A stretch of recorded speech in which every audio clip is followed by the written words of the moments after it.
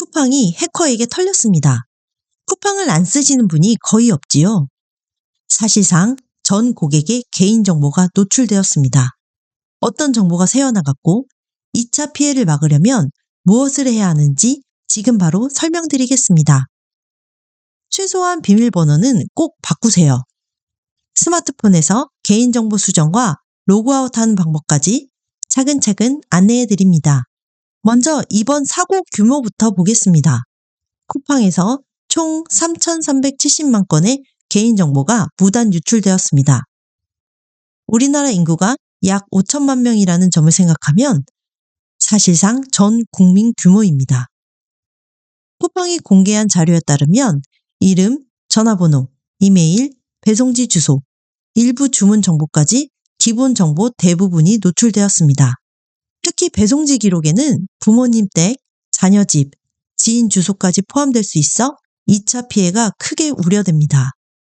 쿠팡은 결제 정보와 비밀 정보는 유출되지 않았다고 밝혔지만 사고 경위가 아직 조사 중이라 안심하기 어렵습니다.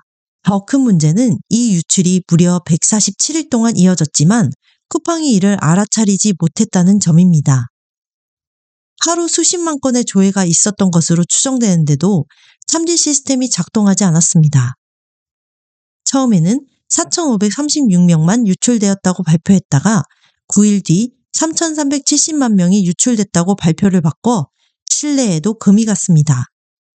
규모, 기간, 파급력 모두 역대급 사고라고 볼 수 있습니다. 그리고 이러한 정보가 실제 범죄의 재료로 사용될 가능성이 매우 높다는 점이 가장 우려되는 부분입니다. 이번 사고는 하루 만에 벌어진 일이 아니라 5개월 동안 조용히 진행된 장기 유출이었습니다. 시작은 6월 24일 해외 서버의 비정상 접근이었습니다. 이후 7월부터 10월까지 계속해서 정보가 빠져나갔지만 쿠팡은 이를 탐지하지 못했습니다. 결국 11월 18일 밤이 돼서야 문제를 확인했고 신고는 다음날 24시간이 가까이 지나서 이루어졌습니다. 이후 발표 규모도 크게 수정되었습니다. 탈퇴한 계정까지 포함됐을 가능성도 제기되고 있습니다. 정리하면 147일 동안 유출, 신고 지연, 규모 정정, 이렇게 대응의 여러 단계에서 늦고 부정확한 부분이 드러났습니다. 그래서 이번 일은 단순한 해킹이 아니라 시스템 전반의 취약한 지점이 한꺼번에 드러난 사건입니다. 이번 사고에서 핵심 문제 4가지를 정리해 보겠습니다. 첫째, 탐지 체계의 허점입니다. 비정상적 접근이 장기간 이어졌는데도 경보가 작동하지 않은 것으로 보입니다. 이는 탐지, 차단 시스템 전반을 다시 점검해야 함을 보여줍니다. 둘째, 내부 파악 체계의 혼선입니다. 초기 발표와 최종 발표 간의 큰 차이는 사고 상황에서 정보를 정확히 파악하고 보고하는 구조가 제대로 작동하지 않았다는 신호일 수 있습니다. 셋째, 책임 범위의 불명확함입니다.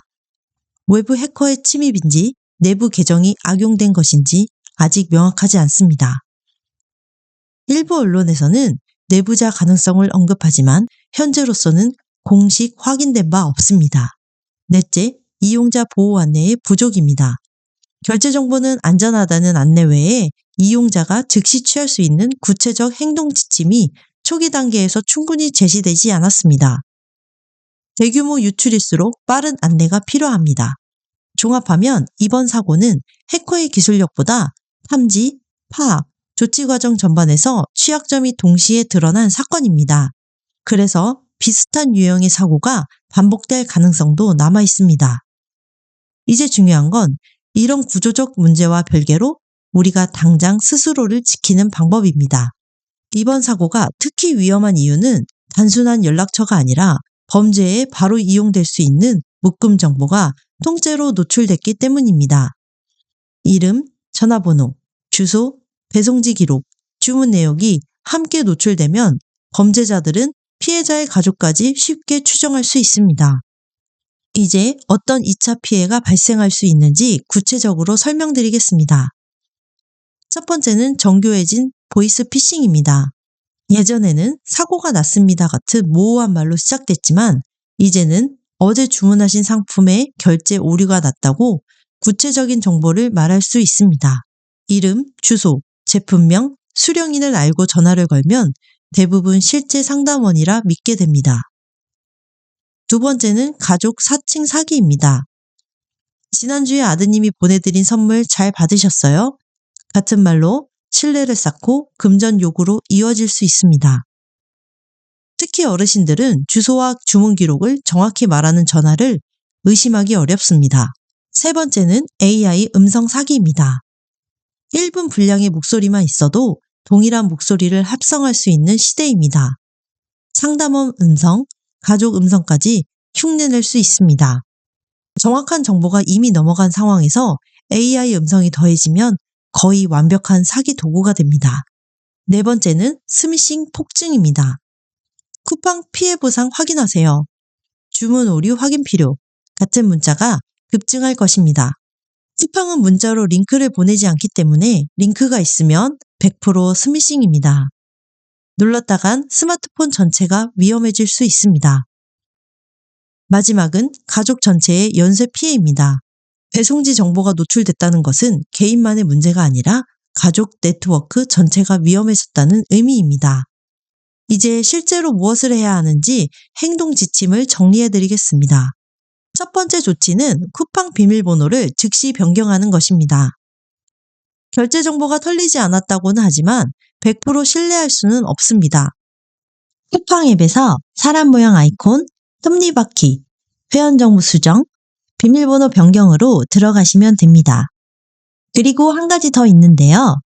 쿠팡 앱에서 사람 모양 아이콘, 톱니바퀴, 보안 및 로그인에 들어가시면 쿠팡 계정으로 로그인했던 환경을 확인하실 수 있는데요.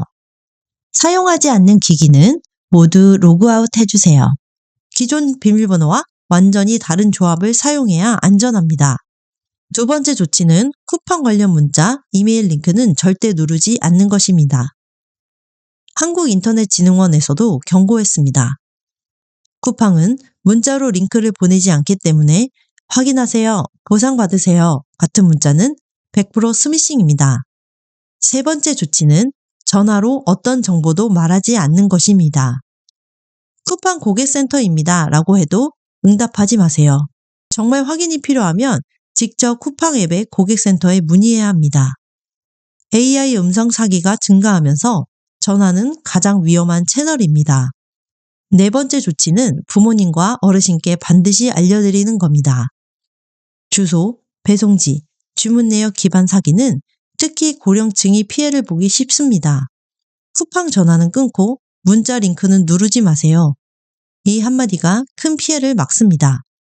다섯 번째 조치는 불필요한 배송지, 메모를 즉시 삭제하는 것입니다. 예전 직장 주소, 지인 주소, 공동현관 비밀번호가 적혀 있다면 바로 삭제하세요. 이 사건은 끝이 아니라 2차 피해가 시작되는 단계입니다. 지금 우리가 할 수 있는 최고의 방어는 경계심입니다. 정부와 관계기관도 대응에 들어갔습니다. 과학기술정보통신부와 개인정보보호위원회는 합동조사단을 꾸려 경위와 규모를 조사 중입니다. 서울경찰청 사이버수사대도 해외 서버 사용 여부, 내부자 연루 가능성을 살펴보고 있습니다.